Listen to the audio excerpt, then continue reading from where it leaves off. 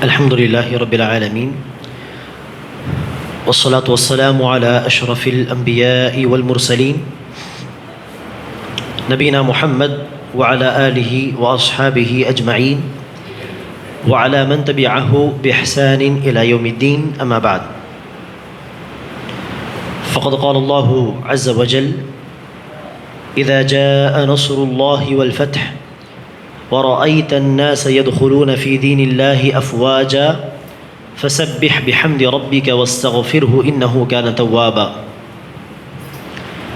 கண்ணியத்திற்குரிய சகோதரர்களே,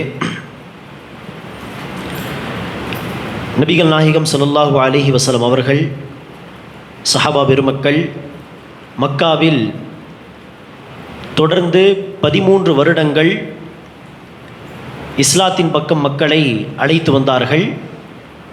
13 வருடங்கள் முடிவடையும் சமயத்திலே அந்த மக்கத்து காஃபியர்கள் நபி ஸல்லல்லாஹு அலைஹி வஸல்லம் அவர்களை கொன்றுவிட வேண்டும் என்று சதி செய்யும் பொழுது அல்லாஹ் சுப்ஹானஹு வ தஆலா மக்காவை விட்டு மதீனாவுக்கு ஹிஜ்ரத் செய்யும்படி கட்டளையிட்டான். ரசூல் அவர்கள் சஹாபா பெருமக்கள் மதீனா ஹிஜ்ரத் செய்து விட்டார்கள். அந்த சமயத்திலே இஸ்லாத்தை நோக்கி ரசூல் அவர்கள் சஹாபாக்கள் மக்களை அழைக்க பல எதிர்ப்புகளுக்கு மத்தியில் இந்த விஷயங்கள் நடந்து கொண்டு இருக்க அந்த அரபுகள் பேசிக்கொண்டார்கள். ஆயிஷா ரலியல்லாஹு அன்ஹா இந்த செய்தியை அறிவிக்கிறார்கள்.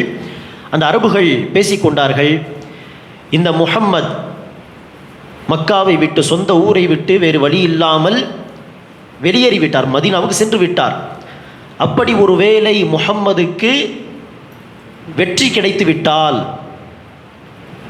இந்த இடத்திலே ஆட்சி அதிகாரம் அவர்களுக்கு கிடைத்து விட்டால் அவர் ஒரு உண்மை தூதர்தாம். அப்படி ஒரு நாள் வந்தால் நிச்சயமாக நாங்கள் என்ன செய்வோம், முஹம்மதை நம்பிக்கை கொள்வோம் என்று அரபுகள், அந்த மக்கத்து மக்கள் பல பேர் இப்படி பேசிக்கொண்டார்கள். உண்மை தூதராக இருந்தால் வெளியேறிய பிறகு மீண்டும் அவர் வருவார், அது அவர் உண்மை தூதர் என்பதற்கான ஒரு அடையாளமாக நாம் எடுத்துக்கொண்டு நம்பிக்கை கொள்ளலாம் என்று அவர்கள் பேசிக்கொண்டார்கள். நபி ஸல்லல்லாஹு அலைஹி வஸல்லம் அவர்கள் மதீனா வந்து ஏறக்குறைய 8 வருடங்கள் முடிவடைந்த பிறகு, ஹிஜ்ரி 8ஆம் வருடம் நபி ஸல்லல்லாஹு அலைஹி வஸல்லம் அவர்கள் 10,000 சஹாபா பெருமக்களை அழைத்து கொண்டு மக்காவுக்கு சென்றார்கள். மக்காவை வெற்றி கொள்வதற்காக அல்லாஹ் சுப்ஹானஹு வ தஆலா ரசூல் ஸல்லல்லாஹு அலைஹி வஸல்லம் அவர்களுக்கு போர் புரியாமல், 1-2 பேரை தவிர யாரையும் கொலை செய்யாமல், அதாவது இரத்தத்தை சிந்தாமல் மக்காவுடைய புனித பூமியில் இலகுவான முறையில் அல்லாஹ் சுப்ஹானஹு வ தஆலா மகத்தான வெற்றி ரசூலுக்கு வழங்கினான். இனி மக்காவை ரசூல் அவர்கள் வெற்றி கொண்டார்கள். எனவே மக்கா வெற்றியின் அந்த நாளும் சரி, அதை தொடர்ந்து அரபுகள் பல பேர், குறிப்பாக மக்கத்து மக்கள் கூட்டம் கூட்டமாக இஸ்லாத்திற்கு வந்தார்கள். கூட்டம் கூட்டமாக அந்த மக்களில் பல பேர் யார், ஏற்கனவே பேசி கொண்டிருந்த மக்கள் தான். முஹம்மது அதிகாரத்தில் வந்துவிட்டால், இறைவன் முஹம்மதுக்கு அந்த ஆட்சியை கொடுத்து விட்டால், அவர் நம்மை மிகைத்து விட்டால் அவர் உண்மை என்பதற்கான அடையாளம், அந்த நாளை நாம் சந்தித்தால் நிச்சயமாக நம்பிக்கை கொள்வோம் என்று அவர்கள் பேசிக்கொள்வார்கள். எனவே மக்கா வெற்றியின் பொழுது அப்படி தான் நடந்தது. கூட்டம் கூட்டமாக பல பேர் இஸ்லாத்தை தழுவினார்கள். இது 8ஆம் வருடம் நடந்தது, ஹிஜ்ரி 8.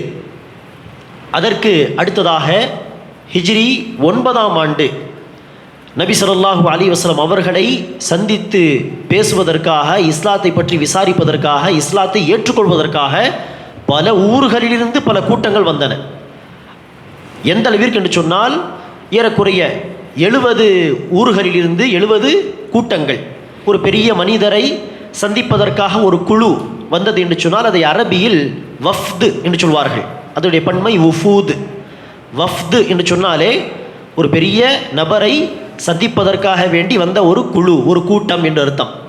எனவே அந்த 9ஆம் ஹிஜ்ரி 70 குழுக்கள் ரசூல் அவர்களை வந்து சந்தித்து இஸ்லாத்தையும் தழுவி தன்னுடைய ஊர்களுக்கு, தன்னுடைய பகுதிகளுக்கு அழைப்பாளர்களாக அவர்கள் சென்றார்கள். அந்த வருடம் ரசூல் ஸல்லல்லாஹு அலைஹி வஸல்லம் அவர்கள் வருடம் முழுவதும் எந்த ஒரு வேலையும் செய்ய முடியாமல் அந்த குழுக்களை சந்திப்பது, அவர்களுக்கு மார்க்கத்தை சொல்லித் தருவது, அவர்கள் 10-20 நாட்கள் தங்குவார்கள், அவர்களுக்கு அடிப்படை விஷயங்களை சொல்லிக் கொடுத்து இதை மக்களுக்கு எடுத்துரைங்கள் என்று அவர்களை தயார்படுத்தி அனுப்புவது என்று அந்த வருடம் முழுவதும் ரசூல் அவர்கள் பிஸியாக இருந்தார்கள்.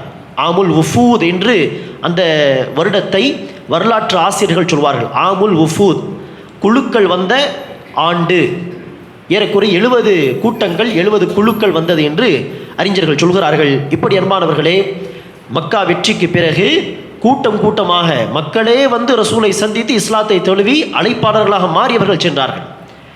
எனவே இப்படி அல்லாஹ் சுப்ஹானஹு வ தஆலா மக்கா வெற்றியில் குறைஷியர்கள் மீது, எதிரிகள் மீது அல்லாஹ்வுடைய உதவி கிடைத்தது ரசூலுக்கு. அதே போல பல பேர் இஸ்லாத்தை தழுவக்கூடிய ஒரு சூழ்நிலையை அல்லாஹ் ஏற்படுத்தினான். இஸ்லாத்திற்கும் முஸ்லிம்களுக்கும் பெரிய மகத்தான வெற்றியை அல்லாஹ் கொடுத்தான். எனவே ரசூல் ஸல்லல்லாஹு அலைஹி வஸல்லம் அவர்கள் 9ஆம் ஆண்டு ஹஜ்ஜு கடமையாக்கப்பட்டது. அந்த வருடம் ரசூல் அவர்களால் ஹஜ்ஜு செய்ய முடியவில்லை. எனவே ரசூல் அவர்கள் அதற்கு ஹஜ்ஜு செய்ய முடியாததற்கு காரணம் இதுதான். அந்த குழுக்கள் வந்து ரசூல் அவர்களை சந்தித்த காலகட்டம் அது 9ஆம் ஹிஜ்ரி. எனவே ஹஜ்ஜுக்காக சென்று விட்டால் அதில் ஒரு 2 மாதம் போய்விடும். இங்கு பல பேர் வந்து இஸ்லாத்தை குறித்து பேசுகிறார்கள். அழைப்பு பணி செய்ய வேண்டிய ஒரு கட்டாயம் இருக்கிறது. என்கிற அடிப்படையில் தான் ஹஜ் அந்த வருடம் கடமையாக்கப்பட்டது. ரசூல் அவர்களால் வெளியேற முடியாத ஒரு சூழ்நிலை. எனவே ரசூல் என்ன செய்தார்கள்? அபூபக்கரை அழைத்து, அபூபக்கர் தலைமையில் ஒரு குழுவை ரசூல் அவர்கள் அனுப்பி வைத்தார்கள். சென்று நீங்கள் இஸ்லாத்தின் முதல் ஹஜ்ஜை, அந்த கடமை நிறைவேற்றி வாருங்கள் என்று. எனவே அபூபக்கர் தலைமையில் ஒரு கூட்டம் மக்காவுக்கு சென்றது. அவர்களை அனுப்பிய பிறகு ரசூல் அவர்கள் அலி ரலியல்லாஹு அன்ஹு அவர்களை அழைத்து மீண்டும் அவர்களோடு சில சஹாபா பெருமக்களை அனுப்பி வைத்து சொன்னார்கள், சென்று நீங்கள் அபூபக்கருக்கு சொல்லுங்கள், அங்கு மக்காவிலே அவர்கள் மக்களுக்கு மத்தியிலே இனிமேல் யாரும் நிர்வாணமாக மக்காவை சுற்றி, இந்த காபத்துல்லாவை சுற்றி தவாஃப் செய்யக்கூடாது. அந்த காலத்தில் என்ன செய்வார்கள்? எந்த ஆடை அணிந்து நான் இறைவனுக்கு மாறு செய்திருக்கிறேனோ அந்த ஆடை அணிந்து காபத்துல்லாவை தவாஃப் செய்ய மாட்டேன் என்று சொல்லி ஆடை தூக்கி எறிந்து விட்டு தவாஃப் செய்வார்கள். எனவே இனிமேல் யாரும் நிர்வாணமாக தவாஃப் செய்யக்கூடாது. இனிமேல் காஃபிர்கள் யாரும், முஷ்ரிக்கீன்கள் யாரும் ஹரமிலே நுழையக்கூடாது என்று சொல்லிவிடுங்கள் என்று இந்த அறிவிப்பை சொல்லி அலி ரலியல்லாஹு அவர்களை பின்னால் அனுப்பி வைத்தார்கள். அந்த வருடம் ரசூல் அவர்களால் வெளியேற முடியவில்லை. வரக்கூடிய மக்களுக்கு அழைப்பு பணி செய்ய வேண்டிய ஒரு கட்டாயம் இருந்த காரணத்தினால். எனவே 9ஆம் ஹிஜ்ரி ஹஜ் கடமையாக்கப்பட்டு அபூபக்கர் தலைமையில் முதலாவதாக முஸ்லிம்கள் அந்த கடமை நிறைவேற்றினார்கள். அடுத்த வருடம் ஹிஜ்ரி 10, அப்போது நபி ஸல்லல்லாஹு அவர்கள் சுயமாக ஹஜ் செய்வதற்காக வேண்டி புறப்பட்டார்கள். அந்த ஹஜ்ஜிலே தான் ஏறக்குறைய 1,24,000 சஹாபாக்கள் ரசூலோடு சேர்ந்து ஹஜ்ஜுடைய கடமையை நிறைவேற்றினார்கள். அந்த ஹஜ்ஜில் நபி ஸல்லல்லாஹு அலைஹி அவர்கள் சஹாபா பெருமக்களுக்கு மத்தியிலே பேருரை நிகழ்த்தினார்கள். அந்த உரையை தான் ஹஜ்ஜத்துல் வதா உடைய ரசூல் அவர்கள் விடை பெற்ற அந்த ஹஜ்ஜுடைய பேருரை என்று அறிஞர்கள் அழைப்பார்கள். எனவே அந்த சமயத்தில், ஹஜ்ஜத்துல் வதாவுடைய சமயத்தில் அல்லாஹ் இறக்கி வைத்த அத்தியாயம் சூராதான் இதா ஜாஅ நஸ்ருல்லாஹி வல் ஃபத்ஹ், சூரத்துன் நஸ்ர் என்கிற இந்த அத்தியாயம். அல்லாஹ் சுப்ஹானஹு வ தஆலா அந்த அத்தியாயத்திலே சொல்கிறான், இதா ஜாஅ நஸ்ருல்லாஹி வல் ஃபத்ஹ் வரஅய்தன் நாஸ யதுஹுலூன ஃபீ தீனில்லாஹி அஃப்வாஜா. நபியே, அல்லாஹ் சுப்ஹானஹு வ தஆலாவுடைய உதவியும் வெற்றியும் வரும் பொழுது, அல்லாஹுடைய உதவி என்று சொன்னால் என்ன? எதிரிகள் மீது அல்லாஹ் ரசூலுக்கு செய்த உதவி. பல வருடங்கள் மக்கா வாழ்க்கையில் துன்புறுத்தப்பட்டு பல கஷ்டங்களுக்கு மத்தியில் வாழ்ந்து மதீனா சென்ற பிறகும் நிம்மதியாக இருக்க விடாமல் தொடர்ந்து பத்ர் போர், உஹது போர், கந்தக் போர் என்று பின்னால் பல போர்கள் என்று தொடர்ந்து தொல்லை கொடுத்த அந்த மக்கத்து காஃபிர்கள், எதிரிகள் மீது அல்லாஹ் ரசூலுக்கு உதவியை கொடுத்தான், உதவி செய்தான் மக்கா வெற்றியின் பொழுது. அடுத்து அந்த காஃபிர்கள் நினைச்சு செய்யவில்லை. அதில் பல பேர் இஸ்லாத்துக்கு வந்து விட்டார்கள். எதிரிகள் என்று சொல்வதற்கு பெரிய அளவில் யாரும் மிஞ்சவில்லை மக்கா வெற்றிக்கு பிறகு. எனவே மக்கா வெற்றியில் அல்லாஹ் எதிரிகள் மீது ரசூலுக்கு ஒரு உதவியை செய்து விட்டான். அதேபோல் வெற்றி, ஃபத்ஹ் என்கிற வெற்றியும் வந்து விட்டது. இப்போது எந்த ஒரு பயமும் கிடையாது. பறந்து விரிந்து பரவலாக என்ன செய்யலாம்? இஸ்லாத்தை எடுத்துரைக்கலாம். எந்த ஒரு தடையும் இல்லை, எதிரிகள் யாரும் இல்லை தடுப்பதற்கு. அல்லாஹ் மிகப்பெரிய ஒரு வெற்றியை கொடுத்து விட்டான். இப்படி இதா ஜாஅ நஸ்ருல்லாஹி வல் ஃபத்ஹ், எதிரிகளுக்கு எதிராக நபியே அல்லாஹ்வுடைய உதவி மற்றும் வெற்றி வரும் பொழுது, வரஅய்தன் நாஸ யதுஹுலூன ஃபீ தீனில்லாஹி அஃப்வாஜா, அல்லாஹ்வின் மார்க்கத்திலே மக்களை கூட்டம் கூட்டமாக நுழைவதாக நீங்கள் பார்க்கும் பொழுது, இதுவும் எப்போது நடந்தது? மக்கா வெற்றிக்கு பிறகு. அந்த ஹிஜ்ரி 9ஆம் ஆண்டு கூட்டம் கூட்டமாக மக்களே, ரசூல் போய் அழைக்கவில்லை, மக்களே வந்தார்கள் கேள்விப்பட்டு. இப்படி கூட்டம் கூட்டமாக மக்களை இஸ்லாத்தில் நுழைவதாக நீங்கள் பார்க்கும் பொழுது ஃபஸப்பிஹ் பிஹம்தி ரப்பிக வஸ்தக்ஃபிர், நீங்கள் அல்லாஹ்வின் புகழை கொண்டு அல்லாஹ்வை துதிப்பீராக, அதிகம் அதிகம் தஸ்பீஹ் செய்வீராக. வஸ்தக்ஃபிர், இன்னும் அல்லாஹ்விடம் பிழை பொறுக்க தேடுவீராக, இஸ்திக்ஃபார் செய்வீராக. இன்னஹு கான தவ்வாபா, நிச்சயமாக அல்லாஹ் சுப்ஹானஹு வ தஆலா பாவங்களை மன்னிக்கக்கூடியவனாக, மக்கள் செய்யக்கூடிய தௌபாவை அதிகம் ஏற்றுக்கொள்பவனாக இருக்கிறான்.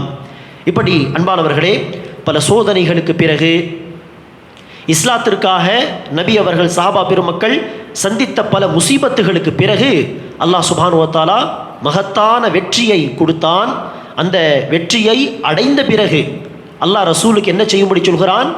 அல்லாவின் புகழை கொண்டு அல்லாவை அதிகம் தஸ்பீ செய்வீராக, துதிப்பீராக, பரிசுத்தப்படுத்துவீராக.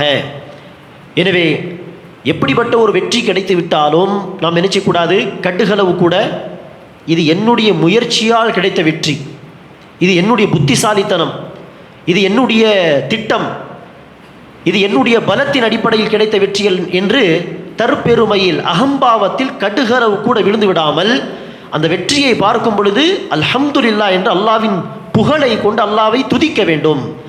அந்த வெற்றி, அந்த உதவி எல்லாமே அல்லாஹ்வின் புறத்திலிருந்து வந்தது, இது முழுக்க முழுக்க அல்லாஹ்வுடைய உதவி என்று அந்த வெற்றியை முழுமையாக அல்லாஹ் சுப்ஹானஹு வ தஆலாவிடத்திலே திருப்ப வேண்டும். தற்பெருமை, அகம்பாவம் அதில் கடுகளவு விழுந்து விடக்கூடாது. எனவேதான் நபி ஸல்லல்லாஹு அலைஹி வஸல்லம் அவர்கள் மக்கா வெற்றியின் பொழுது அல்லாஹ் சுப்ஹானஹு வ தஆலா அந்த காலத்தில் அந்த அரபு தேசத்தின் தலைநகரமாக உம்முல் குரா என்று அல்லாஹ் சுப்ஹானஹு வ தஆலா மக்காவை குர்ஆனிலே சொல்கிறான். உம்முல் குரா, அரபு தேசத்தில் உள்ள அத்தனை ஊர்களுக்கும் இதுதான் தாய். அப்படிப்பட்ட ஒரு நகரம் மக்கா நகரம், அதை வெற்றி கொண்டால் அரபு தேசத்தையே வெற்றி கொள்வதற்கு சமம். அப்படிப்பட்ட மகத்தான வெற்றியை ரசூலுக்கு கொடுத்தான். ஆனால் ரசூலுல்லாஹி ஸல்லல்லாஹு அலைஹி வஸல்லம் அவர்கள் மக்காவில் எப்படி நுழைந்தார்கள்? அந்த சமயத்திலே ரசூலுல்லாஹி ஸல்லல்லாஹு அலைஹி வஸல்லம் அவர்கள் ஒட்டகத்தின் மீது உட்கார்ந்து இருக்கிறார்கள்.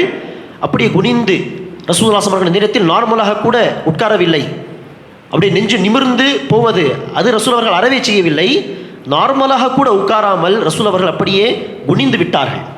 அந்த நிலையில் தான் ரசூல் அவர்கள் மக்காவில் நுழைகிறார்.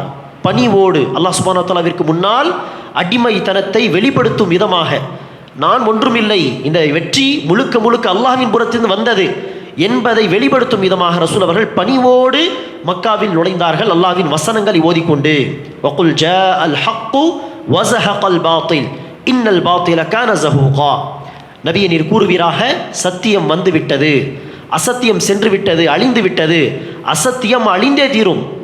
இந்த வசனங்களை ஓதிக்கொண்டு ரசூல் அவர்கள் காபத்துல்லாவில் நுழைந்தார்கள். காபத்துல்லாவில் இருந்து அத்தனை சிலைகளையும் போட்டு உடைத்தார்கள். மக்களுடைய உள்ளங்களில் இருந்த சிலைகளை எல்லாம் நீக்கிவிட்டு அவர்களுடைய உள்ளங்களில் தௌஹீதை நிலைநிறுத்தி அதற்கு அடுத்தபடியாக காபத்துல்லாவில் இருந்த வெளிப்படையான சிலைகளையும் தூக்கி எறிந்தார்கள். காபத்துல்லா என்கிற அந்த தௌஹீதுடைய மர்கஸை சுத்தப்படுத்தினார்கள். ஷிர்கை விட்டு அதை மீண்டும் தௌஹீதுடைய மர்கஸாக மாற்றினார்கள். எனவே இப்படி மகத்தான வெற்றி அல்லாஹ் கொடுத்தான், மார்க்க ரீதியாகவும் சரி உலக ரீதியாகவும் சரி. ஆனால் ரசூல் அவர்கள் தெற்பெருமை கொள்ளவில்லை, மாறாக அல்லாஹ்வை தான் போற்றி புகழ்ந்தார்கள்.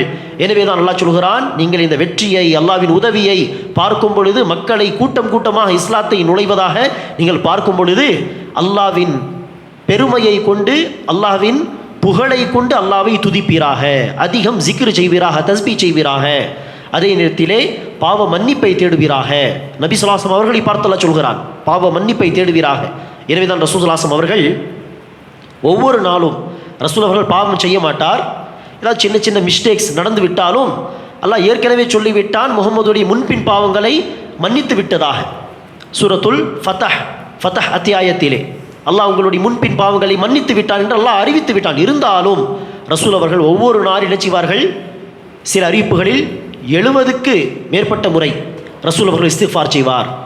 சில ஹதீஸுகளில் ரசூல் அவர்கள் சொன்னதாக பார்க்கிறோம், நான் ஒரு நாளில் 100 தடவை அல்லாஹ்விடத்திலே இஸ்திக்ஃபார் செய்கிறேன், பாவ மன்னிப்பை தேடுகிறேன்.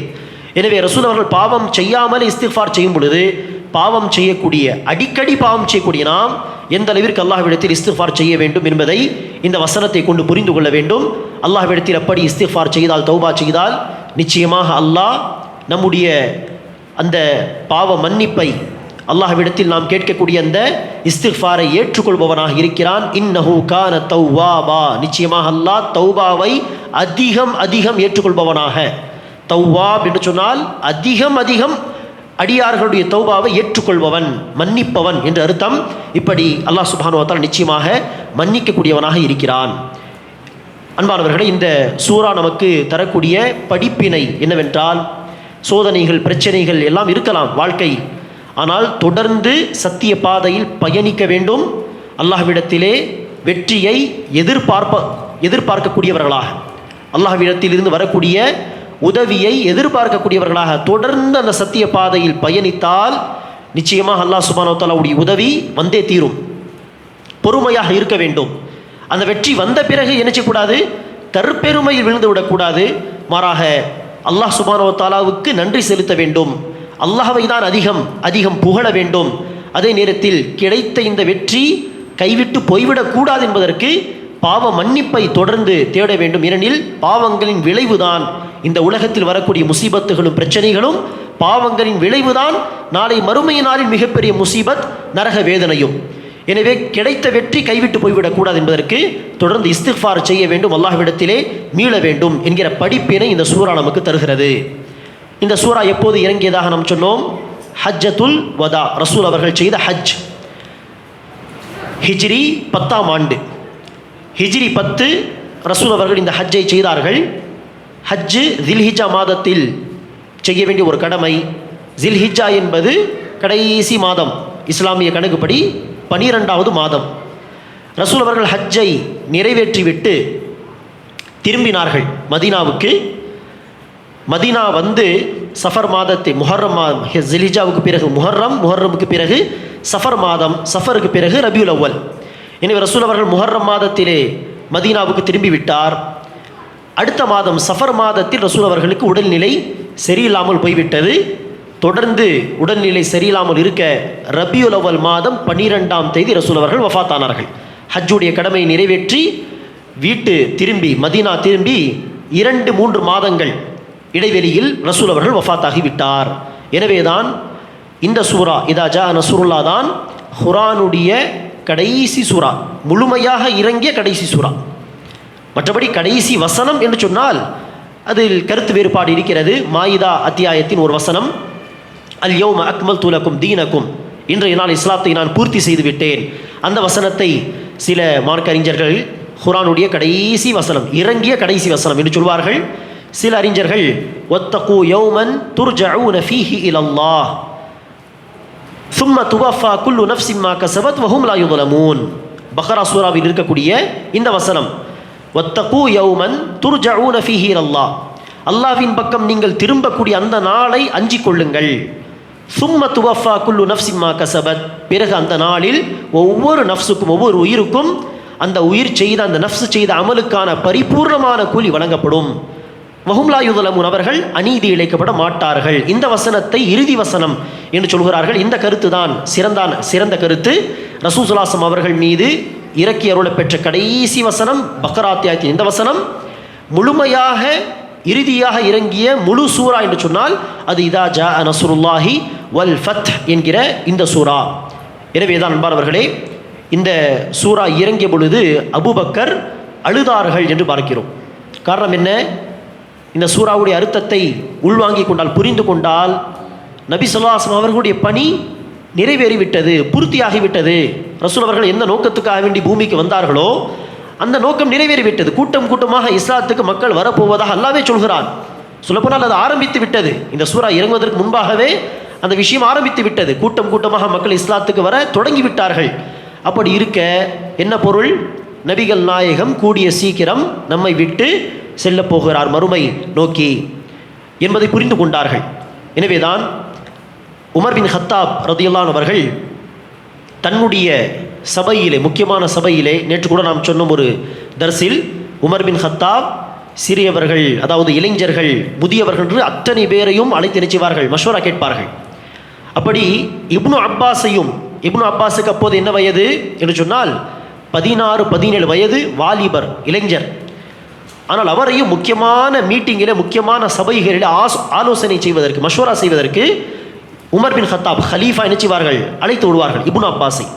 அப்போது சில மூத்த சஹாபாக்கள், வயதில் மூத்தவர்கள் கேட்டார்கள், பெரிய பெரிய மூத்தவர்கள் இருக்கக்கூடிய இந்த சபையில் அந்த இளைஞரை, 16-17 வயது இளைஞர் இப்னு அப்பாஸை எதற்காக அழைத்து வருகிறீர்கள் என்று கேட்க, அதற்கு நடைமுறையில் அவர்கள் பதில் சொன்னார்கள். அந்த சஹாபாவுக்கு எப்படி பதில் சொன்னார்கள் உமர் பின் ஹத்தாப் என்று சொன்னால், அந்த சபையில் இப்னு அப்பாஸை அழைத்து மக்களிடம் கேள்வி கேட்டார்கள். இதா ஜா நஸ்ருல்லாஹி வல் ஃபத், இந்த சூராவுக்கு என்ன விளக்கம் உங்களுக்கு புரிகிறது என்று கேட்க, எல்லோரும் சொன்னார்கள் அல்லாஹ்வுடைய வெற்றி, அல்லாஹ்வுடைய உதவி, காஃபிர்கள் எதிராக அல்லாஹ்வுடைய உதவி வரும் பொழுது, வெற்றி வரும் பொழுது மக்கள் எல்லோரும் கூட்டம் கூட்டமாக இஸ்லாத் வருவார்கள், அப்போது அல்லாஹ்வை துதிக்க வேண்டும் என்கிற நற்செய்தி இருக்கிறது. சுருக்கமாக சொல்வதாக இருந்தால் நற்செய்தி.